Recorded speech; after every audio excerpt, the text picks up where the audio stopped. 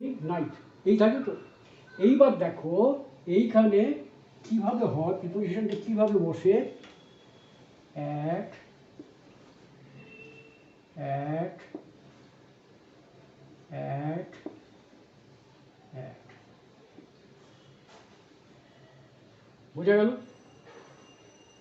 আর এখানে কি হবে, এখানে হবে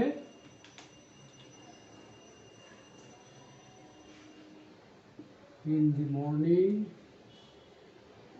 in the afternoon, in the evening। তাহলে প্রিপোজিশন কোনটার আগে কে বসবে খেয়াল থাকবে। অ্যাট ডন, মর্নিংয়ের আগে ইন বসবে, নুনের আগে অ্যাড বসবে, আফটারের আগে ইন বসবে, ডাস্কের আগে অ্যাড বসবে, আর ইভিনিং আগে ইন বসবে। বোঝা গেল? প্লেসের ক্ষেত্রেও ছোট থেকে আমরা যখন হোয়ার বলবো, হোয়ার বলার সময় যখন প্লেস আসবে, প্লেসেও যদি আমার সঙ্গে কোনো জায়গায় বলা থাকে, যেমন মনে করো 24 পরগনার অন্তর্গত, 24 পরগনার অন্তর্গত নিউ ব্যারাকপুরের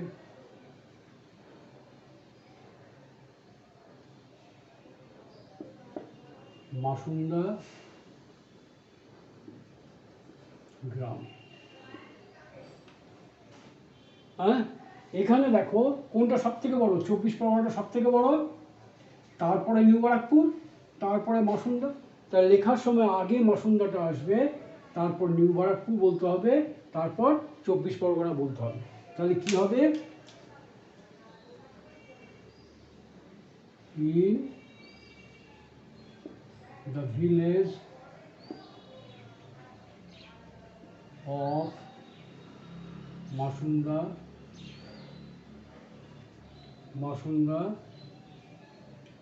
under New Barakpur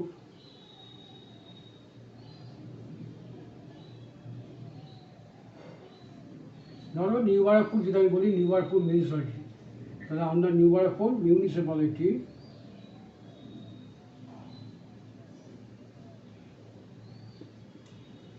in the district of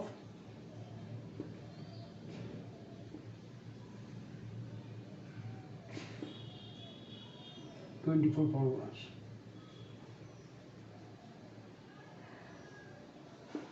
হ্যাঁ, in the village of Masunda under New Barakpur municipality in the district of 24 Parganas. আমাকে এই অর্ডারটা মেনটেন করতে হবে। এবার দেখো একটা কথা, এই যে তুমি যেটুকু আমি লিখলাম, দেখো একটার সঙ্গে কিন্তু আরও অনেক জিনিস শিখে নেওয়া যায়, সেগুলো মনে রাখতে হবে। এই যে আমি এটা লিখলাম, এর মধ্যে এখন কোথাও ভার্ব নেই, কোথাও ভার্ব নেই, ক্রিয়া নেই। তাহলে ভার্ব আর ক্রিয়া যদি নেই, তাহলে এই ব্যাপারটা কী দাঁড়ালো, এটা কি? এইটাকে বলা হয় ফ্রেজ। কি বলবো? ফ্রেজ। ফ্রেজ মানে কি?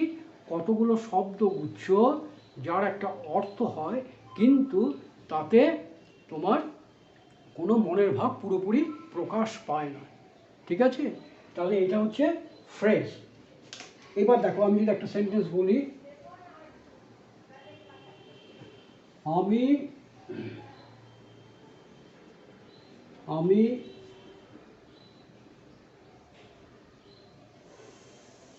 ধরো 1972 সালে দুপুর 12টায়, 72 সালে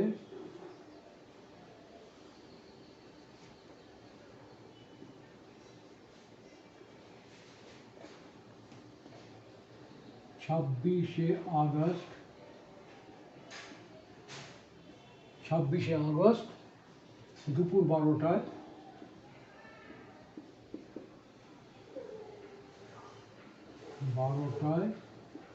নিউ ব্যারাকপুরে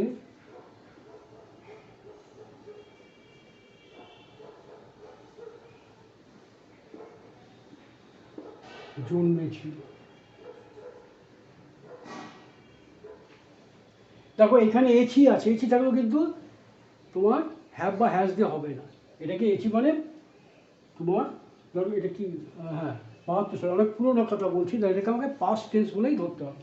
তাহলে এখানে দেখো সাবজেক্টকে আমি, আই, তারপরে কি হোয়াট, আই ওয়াজ বর্ন, আমি জন্মেছিলাম। কোথায়, কোথায় জন্মেছিলাম, আগে কি হবে where, when, born New Barrackpore, New Barrackpore ছোটো জায়গা, তাহলে অ্যাট নিউ বারাকপুর।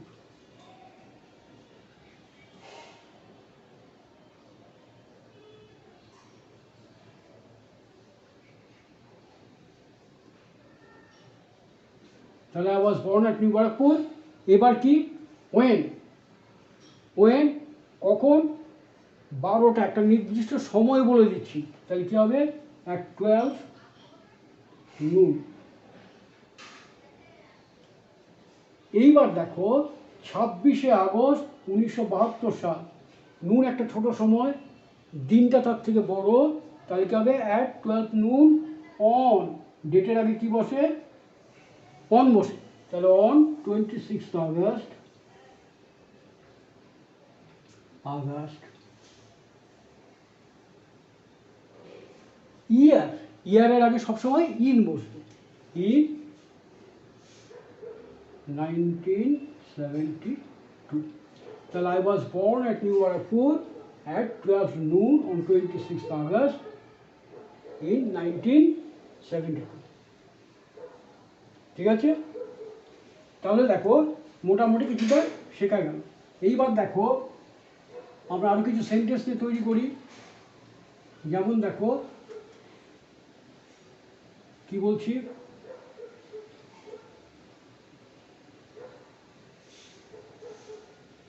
আমি রোজ সকালে বা সকাল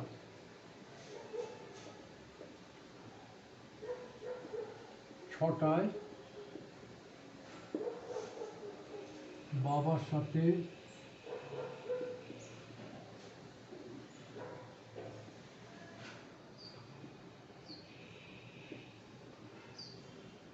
সাইকেলে করে স্কুলে যাই।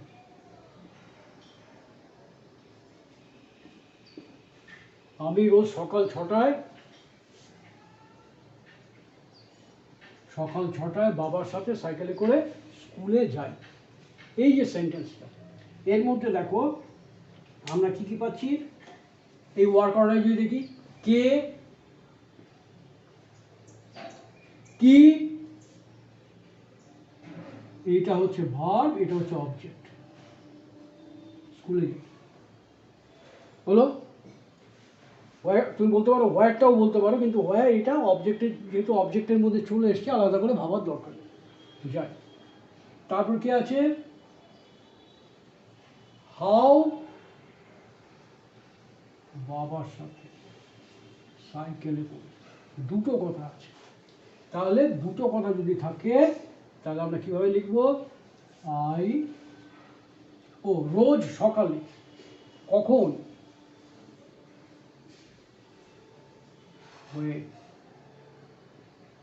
কখন, একটা টাইমও আছে। তাহলে সকালটা, এই টাইমের থেকে সকালটা বড়, তাহলে আগে এই সময়টা আমাকে লিখতে হবে। তাহলে কি লিখবো আমরা, আই গো। দেখো গো কেন হলো, যাই, এটা রোজকার ব্যবহার বলা হচ্ছে। যদি রোজকার অভ্যাস বোঝানো হয় সেটা কি হয়, সিম্পল প্রেজেন্ট টেন্স, সাবজেক্টের পরে ভার্ব, ভার্বের প্রেজেন্ট ফর্ম। তাহলে আই গো টু স্কুল,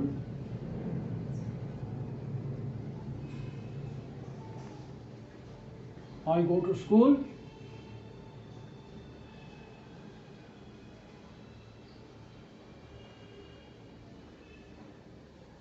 কখন, at 6 AM, every day.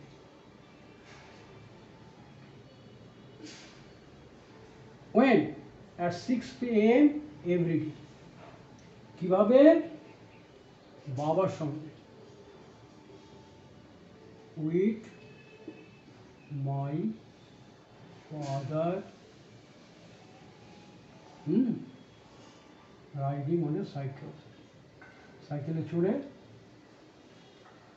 RIDING, riding on a bicycle.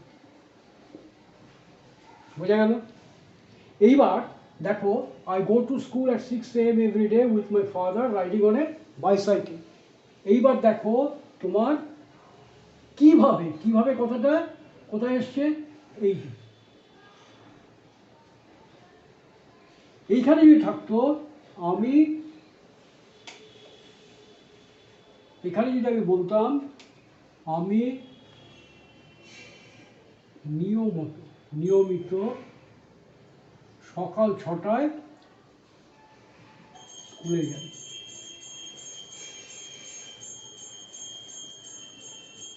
আমি নিয়মিত, রোজের জায়গায় বাদ দিলাম, নিয়মিত সকাল 6টায় স্কুলে যাই।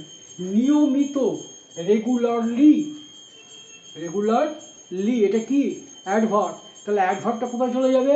বলেছিলাম হু আর হোয়াটের মাঝখানে চলে যাবে। তাহলে I regularly go to school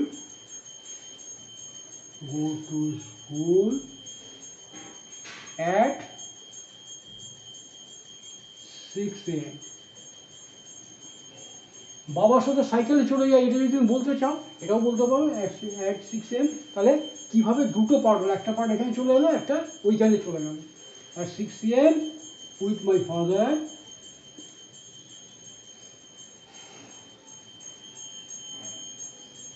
riding on a cycle.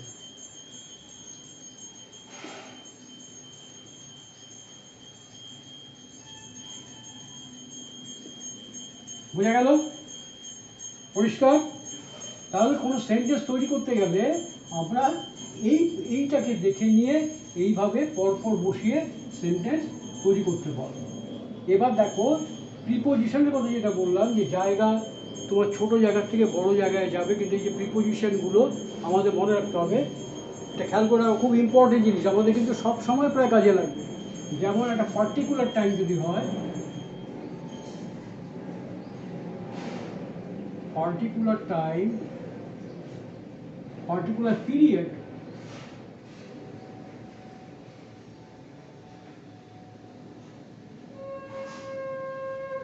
particular period হতে পারে, particular time, particular period, particular day, নির্দিষ্ট দিন,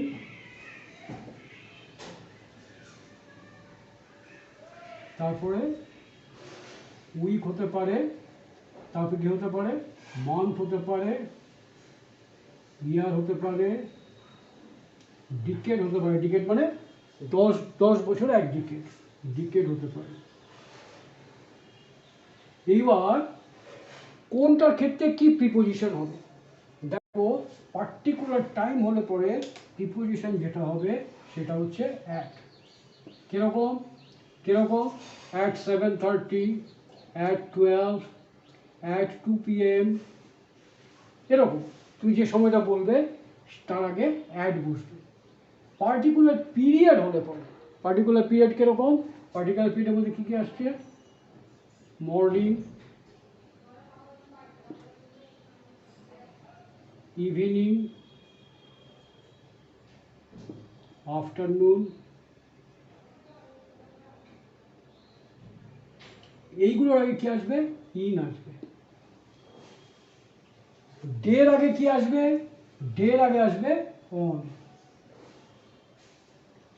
উইক হলে কি হবে? ইন। মান্থ হলে কি হবে? ইন। ইয়ার হলে কি হবে? ইন। ডিকেড হলে কি হবে? ইন। তাহলে in a week, in a month, in a year, in a decade.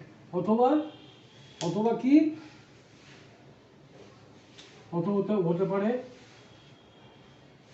in the month, in the year, in the decade। তাহলে ইন দি মান্থ হলে পরে তারপর একটা অফ দিয়ে মান্থের নামটা দিতে হবে। আগস্ট মাসে in the month of August, in the month of September, in the month of January, in the month of February। তাহলে এইখানে মান্থের নামটা দিতে হবে। যদি আমি দি বসাই তাহলে অফ দিয়ে মান্থের নামটা বসাতে হবে।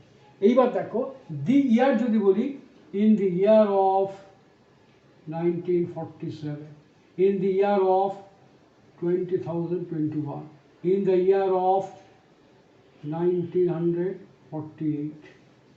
বোঝা গেল? এটা বসাতে হবে। তো এই জিনিসটা এগুলো আমাদের মনে রাখতে হবে। ওকে, তাহলে আজকে যেগুলো বললাম এগুলো ভালো করে চিন্তা করো। আরও যে একটা সেন্টেন্স করে দেবো কি না, করে দেবো কি?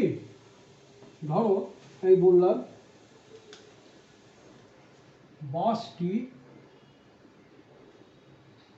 বাসটি রাস্তা বন্ধ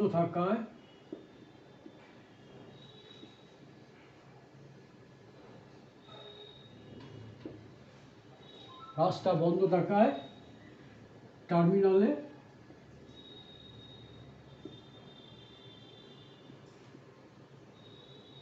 ফিরে এসেছিল। এইবার দেখো বাসটি রাস্তা বন্ধ থাকায় টার্মিনালে ফিরে এসেছিল, এর মধ্যে কারণ কি থাকতে পারে? প্যাসেঞ্জারদের নামিয়ে দেওয়ার জন্য।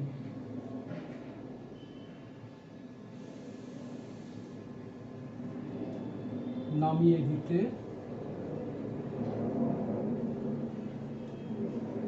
ঠিক আছে। বাসটি রাস্তা বন্ধ থাকায় প্যাসেঞ্জারদের নামিয়ে দিতে টার্মিনালে ফিরে এসেছিল। খেয়াল করে দেখো এই বাক্যটা যদি আমাকে করতে হয় তাহলে প্রথমে হচ্ছে কে, কি ফিরে এসেছিল, ফিরে এসেছিল কোথায়, ফিরে এসেছিল। এটা কি? কে, কি, কোথায়, প্যাসেঞ্জারদের নামিয়ে দিতে, কেন। দেখো এখানে কিন্তু আমার কিভাবে এটা কিন্তু নেই, ওয়েন নেই, এগুলো বাদ দিয়ে যাবো আমি। তাহলে the bus returned to the terminal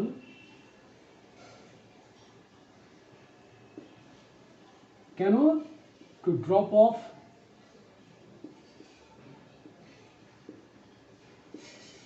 the passengers।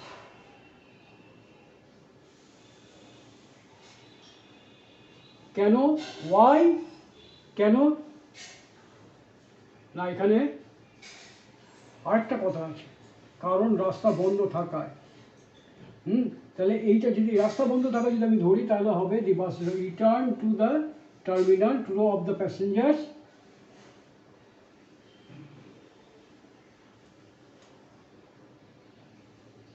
Reason, why মানে রিজন অথবা ম্যানার, তাহলে এটা হবে ওয়াই অ্যাজ দ্য রোড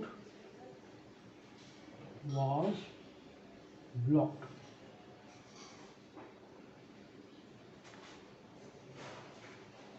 এইখানে দেখো রিটার্ন টু দ্য টার্মিনাল, এইটা ভার্বের মধ্যে আসছে, আর এইটা two drop off the passenger এটা অবজেক্টের মধ্যে আসছে। অবজেক্ট বোঝা গেল? ক্লিয়ার? তাহলে এইবার তোমরা এইটাকে ভালো করে বারবার শোনো, শুনে বোঝো, প্র্যাকটিস করো, নিজেরা বিভিন্ন বাক্য তৈরি করো, বিভিন্ন বাক্য তৈরি করে বাংলায় তার ইংরেজিগুলো করার চেষ্টা করো। এটা করতে থাকো, দেখবে আস্তে আস্তে জিনিসটা পরিষ্কার হয়ে যাচ্ছে। হ্যাঁ, তাহলে আজকে এই পর্যন্তই। Thank you very much. ভিডিওটা যদি ভালো লাগে তাহলে শেয়ার করো, লাইক করো, সাবস্ক্রাইব করো। ওকে।